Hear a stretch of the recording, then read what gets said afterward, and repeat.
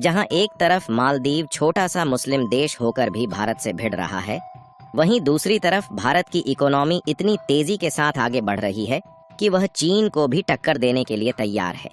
क्योंकि अगर देखा जाए तो अयोध्या में राम मंदिर निर्माण होने के कारण भारत की इकोनॉमी काफी तेजी के साथ बूस्ट करना शुरू कर चुकी है और इस समय राम मंदिर की प्राण प्रतिष्ठा सफलतापूर्वक हो गई है और अब इसे आम जनता के लिए भी खोल दिया गया है।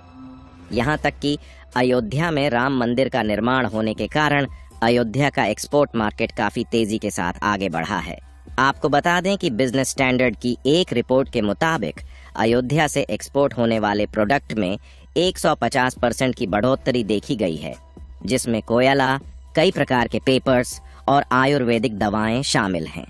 वैसे देखा जाए तो इन सब के एक्सपोर्ट में तभी से बढ़ोतरी देखी गई जब राम मंदिर का निर्माण कार्य चल रहा था, लेकिन इस समय राम मंदिर की प्राण प्रतिष्ठा हो गई है और यह आम जनता के लिए भी चालू कर दिया गया है। जानकारी के लिए बता दें कि राम मंदिर दुनिया का तीसरा सबसे बड़ा मंदिर है, लेकिन यहाँ की जो व्यवस्था है वह अन्य मंदिरों की अपेक्षा कहीं ज्यादा है। यानी कि कुल मिलाकर राम मंदिर के कारण अयोध्या में एक बड़ी मात्रा में टूरिस्ट आने वाले हैं और इन टूरिस्ट को जो वीआईपी सुविधा देने के लिए व्यवस्था बनाई गई है, उससे भारत की इकोनॉमी में एक बहुत बड़ा योगदान होने वाला है। और जिस तेजी के साथ भारत की इकोनॉमी बढ़ना शुरू हुई है, उसे चीन भी जल्द ही पीछे हटने वाला है। और मालदीव, जो कि छोटा सा देश होकर भी भारत के बजाय चीन के साथ हाथ मिला लिया है, अब मालदीव को चीन से लेने की बजाय देने पड़ सकते हैं।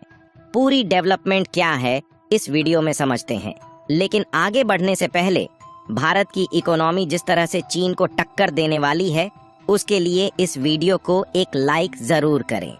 इसी तरह और भी नॉलेजेबल वीडियो के लिए चैनल को सब्सक्राइब जरूर करें। असल में हुआ ये है कि अयोध्या में राम मंदिर बन जाने के कारण अयोध्या के एक्सपोर्ट मार्केट में तेजी से उछाल देखने को मिल रहा है। बिजनेस स्टैंडर्ड की एक रिपोर्ट के मुताबिक पिछली साल अपेक्षा 2023 में 150% की बढ़ोतरी देखने को मिली है, लेकिन इस साल यानी कि 2024 में यह और भी ज्यादा बढ़ने वाली है। और इसी बीच मालदीव को इस बात की चिंता सता रही है कि चीन उसकी मदद करेगा भी या नहीं, क्योंकि अब मालदीव ने चीन के साथ हाथ मिलाकर उसकी गलती का एहसास हो रहा है। मालदीव ये सोच रहा था कि चीन के साथ हाथ मिलाकर भारत से दुश्मनी कर लेगा तो चीन उसकी हमेशा मदद करता रहेगा, लेकिन मालदीव ने चीन के साथ हाथ मिलाकर जो गलती करी है उसका अंजाम अब खुद ही भुगतने वाला है। यहाँ तक कि अभी हाल ही में कुछ दिनों पहले मालदीव को एक्सपोर्ट होने वाला आलू रोक दिया गया है और चीन मालदीव की मदद करने के लिए बिल्कुल भी तैयार नहीं है। और कुछ ऐसे प्रोजेक्ट हैं जिनको भारत मालदीव में सेटअप करने की तैयारी बना रहा था, लेकिन उसको भी दूसरे देशों में शिफ्ट कर दिया गया है। और अभी तो भारत ने मालदीव के खिलाफ पहला कदम बढ़ाया है। अगर भारत पूरी तरह से मालदीव को एक्सपोर्ट होने वाले फूड प्रोडक्ट रोक देता है तो मालदीव के खाने के लाले पड़ सकते हैं। जहां एक तरफ भारत लक्षद्वीप को अच्छा टूरिस्ट सेक्टर बनाने के लिए भारी मात्रा में इन्वेस्ट कर रहा है, जिसमें इजराइल ने भी वाटर रिफाइनिंग इंफ्रास्ट्रक्चर को तैयार करना शुरू कर दिया है, वहीं दूसरी तरफ भारत के अयोध्या में राम मंदिर का निर्माण कार्य पूरा हो चुका है। यानी कि देखा जाए तो केवल टूरिस्ट इंडस्ट्री से ही भारत की इकोनॉमी में एक बहुत बड़ा उछाल आने वाला है। और चीन भले ही एक मजबूत अर्थव्यवस्था वाला देश है, लेकिन फिर भी जल्द ही भारत से पीछे हटने वाला है। बीते एक साल में विभिन्न क्षेत्रों में केवल अयोध्या से 254 करोड़ रुपए की वस्तुओं का एक्सपोर्ट किया गया है, जबकि इससे पहले साल 2022 में अयोध्या से 110 करोड़ रुपए का ही एक्सपोर्ट हुआ है। इस तरह साल 2023 में अयोध्या से होने वाले एक्सपोर्ट में 150% का इजाफा दर्ज किया गया है।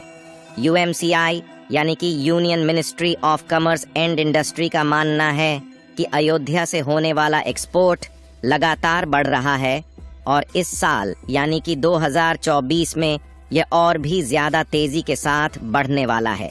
और अभी तक अयोध्या से होने वाले एक्सपोर्ट को देखा जाए तो उसमें सबसे ज्यादा मात्रा कोयला की है, जहां लगभग केवल अयोध्या से ही 110 करोड़ रुपए का कोयला विदेशों में एक्सपोर्ट किया गया है। और कमाल की बात यह है कि इन कोयले को ज्यादातर भारत के पड़ोसी देशों में ही एक्सपोर्ट किया गया है। और इन देशों के साथ भारत ने ऑलरेडी FTA यानी कि फ्री ट्रेड एग्रीमेंट साइन किया हुआ है, जिससे एक्सपोर्ट ड्यूटी पे नहीं करना होता है। इन देशों में नेपाल, बांग्लादेश और भूटान जैसे देश शामिल हैं, जिनको भारत भारी मात्रा में कोयले का एक्सपोर्ट करता है। अगर पिछले साल का डेटा देखा जाए तो भारत ने एक साल में 1.1 मिलियन टन कोयल का एक्सपोर्ट किया है, जिसकी टोटल वैल्यू $565 बिलियन के करीब है। यानी कि आप देख सकते हैं कि भारत केवल कोयले का एक्सपोर्ट करके एक बड़ी मात्रा में प्रॉफिट जनरेट करता है। और जिस तरह से भारत की इकोनॉमी तेजी के साथ आगे बढ़ रही है, वैसे वैसे मालदीव को भारत से दुश्मनी लेने का पछतावा हो रहा है। और भले ही मालदीव के राष्ट्रपति मोहम्मद मुइज्जू ने चीन के साथ हाथ मिला लिया है, लेकिन अब उनको भी इस बात का अंदाजा हो चुका है कि उन्होंने कितनी बड़ी गलती की है। इसके अलावा जब से भारत के खिलाफ मालदीव और चीन मिलकर खिचड़ी पकाना शुरू किए हैं, तो भारत ने डायरेक्टली नहीं लेकिन इनडायरेक्टली चीन और मालदीव पर एक्शन लेने की प्रक्रिया को शुरू कर दिया है। क्योंकि कुछ दिनों पहले जहां भारत ने मालदीव में सेटअप होने वाले कुछ प्रोजेक्ट को शिफ्ट किया और मालदीव को होने वाले अंडे और आलू के एक्सपोर्ट पर रोक लगाया, वहीं दूसरी तरफ भारत ने चीन से इंपोर्ट होने वाले पेपर बोर्ड पर इंपोर्ट ड्यूटी को पहले से ज्यादा बढ़ा दिया। क्योंकि भारत में कागज प्रोडक्ट की ज्यादा रिक्वायरमेंट होने के कारण हम चीन से भारी मात्रा में पेपर बोर्ड इंपोर्ट करते हैं। चीन के अलावा जापान और साउथ कोरिया ऐसे देश हैं जो भारत में पेपर बोर्ड एक्सपोर्ट करते हैं, लेकिन मेजरली चीन से सबसे ज्यादा पेपर बोर्ड भारत में ही इंपोर्ट किया जाता है। और इसीलिए भारत ने पेपर बोर्ड के इंपोर्ट पर इंपोर्ट ड्यूटी को पहले से ज्यादा बढ़ा दिया। IPMA यानी कि इंडियन पेपर मैन्युफैक्चरर्स एसोसिएशन का कहना है कि पेपर बोर्ड पर जो पहले इंपोर्ट ड्यूटी 10% थी, अब उसे बढ़ाकर 25% किया जा रहा है।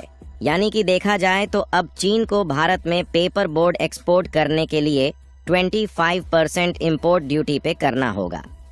अभी तो भारत ने चीन के खिलाफ शुरुआत की है, आगे चलकर कुछ अन्य प्रोडक्ट पर भी इंपोर्ट ड्यूटी बढ़ाई जा सकती है, जिसको सबसे ज्यादा चीन भारत में एक्सपोर्ट करता है। अगर राम मंदिर के द्वारा भारत की इकोनॉमी में होने वाले फायदे को देखा जाए तो राम मंदिर और अयोध्या सिटी में हर साल 5 करोड़ टूरिस्ट के आने की उम्मीद है। फिलहाल भारत के द्वारा राम मंदिर को बनाने में इन्वेस्टमेंट देखा जाए तो वह लगभग 1800 करोड़ रुपए के करीब है। यदि यहाँ पर 5 करोड़ टूरिस्ट हर साल आते हैं तो इस मंदिर को बनाने की लागत 1 साल से भी कम समय में ही रिकवर हो जाएगी। यही नहीं, इसके अलावा इस मंदिर को बनाने में L&T और हैवेल्स जैसी बड़ी बड़ी कंपनियों ने काम किया है, जिसके कारण इसकी डिजाइनिंग काफी एडवांस और यूनिक है, जो कि टूरिस्ट को अट्रैक्ट करने के लिए काफी है।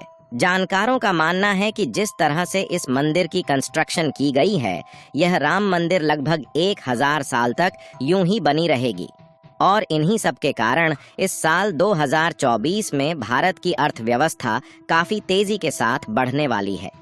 इसीलिए मालदीव को भी चीन से हाथ मिलाने और भारत से दुश्मनी करने का एहसास होने लगा है। बाकी आपको क्या लगता है कि भारत जिस तेजी के साथ आगे बढ़ रहा है, वह चीन को टक्कर दे पाएगा या नहीं? अपनी राय कमेंट में जरूर बताएं। भारत की इकोनॉमी में राम मंदिर का एक बहुत बड़ा योगदान होने जा रहा है। इसके लिए इस वीडियो को एक लाइक जरूर करें, साथ ही अपने मित्रों तक इस वीडियो को शेयर करें ताकि उन्हें भी जानकारी मिल सके। इसी तरह और भी नॉलेजेबल वीडियो देखने के लिए चैनल को सब्सक्राइब करके बेल नोटिफिकेशन को ऑल पर जरूर रखें। जय श्री राम।